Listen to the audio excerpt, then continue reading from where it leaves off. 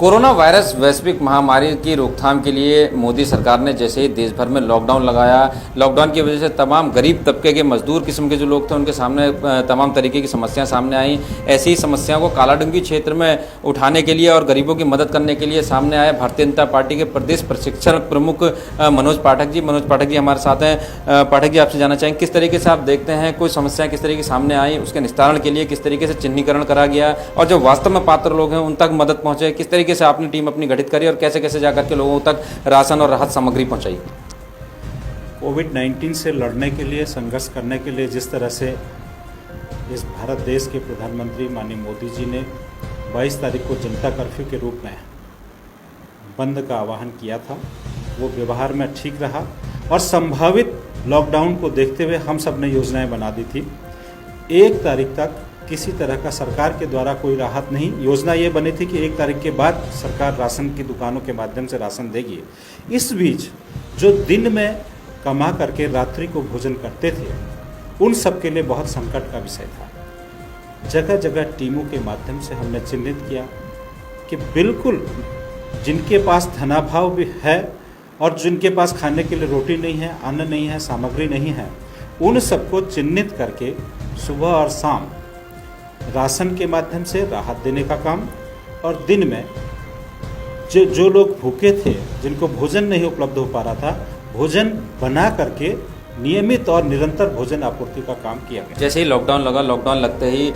सहयोग करने वालों की बाढ़ सी आ गई, लेकिन कुछ समय तक लोगों ने सहयोग करा, फोटो खिंचाने तक सीमित रहे। आपका निरंतर किस तरीके से जो है कार्यक्रम जारी रहा और गरीबों तक लगातार कैसे चिन्हीकरण करके उन तक आपने भोजन की व्यवस्था करवाई और राशन राहत सामग्री आदि भिजवाई? पूरे क्षेत्र के लोगों को भी साथ में लेते हुए 500 लोगों का यदि भोजन बनना है तो 25-25 घरों ने परस्पर आपस में बांट लिया। चावल एक जगह बनेगा, रोटी एक जगह बनेगी, सब्जी एक जगह बनेगी, दाल एक जगह बनेगी। ऐसे पूरे गली मोहल्लों ने दिन अपने डिसाइड करते हुए, तय करते हुए कि आज की आपूर्ति हमारे मोहल्ले के माध्यम से होगी और कल की आपूर्ति फिर दूसरे मोहल्ले के माध्यम से होगी। पर्याप्त रूप से जितनी आवश्यकता पड़ती थी वितरण के लिए क्षेत्रीय लोगों के द्वारा वितरण किया जाता था और मैं समझता हूँ बहुत मनोयोग से जिस तरह ईश्वर की आराधना करते हैं उस तरह प्रत्येक घर से भोजन बन करके आया और वो श्रेष्ठ हमने जो भी अपने ज़रूरतमंद लोग थे उनको ईश्वर रूपी प्रसाद के रूप में परोसा, जिससे सहभागिता, जन सहभागिता बहुत अच्छी रही और संतोष का भाव भी एक अच्छा मौका मिला और संतोष का भाव प्रकट हुआ। बात करें जिस तरीके से लगातार लॉकडाउन भी रहा, अब धीरे धीरे कुछ छूट मिल रही है, लोग धीरे धीरे बाजार खुलने लग गए हैं, फिर भी ऐसे में एक डर का माहौल भी बना है। हमारे चैनल के माध्यम से, उत्तरांचल दर्पण के माध्यम से किस तरीके से अपील करेंगे कि अभी भी खतरा बरकरार है, तो ऐसे में सोशल डिस्टेंसिंग, मास्क का पालन करना चाहिए, किस तरीके से जो है अपील करेंगे क्षेत्र की जनता से?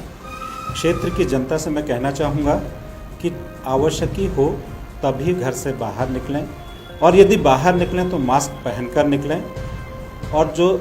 सोशल डिस्टेंसिंग है उस सोशल डिस्टेंसिंग का अनुपालन करते हुए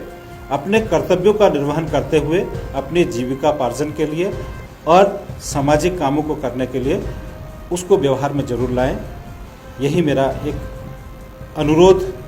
समस्त क्षेत्र की जनता से है। तो बिल्कुल ये थे हमारे साथ भारतीय जनता पार्टी के प्रदेश प्रशिक्षण प्रमुख, जिन्होंने कालाडूंगी क्षेत्र में निरंतर लॉकडाउन के अंतराल में गरीबों तक चिन्हीकरण करने के, वास्तव में जो पात्र लोग हैं ऐसे लोगों को चिन्हीकरण करके उन तक राशन पहुंचाने की बात हो, चाहे भोजन पहुंचाने की बात हो, एक सराहनीय काम किया है और सराहनीय काम की क्षेत्रवासियों द्वारा भी लगातार सराहना की जा रही है। शैलेंद्र कुमार सिंह, उत्तरांचल दर्पण टीवी, कुमाऊं संवाददाता।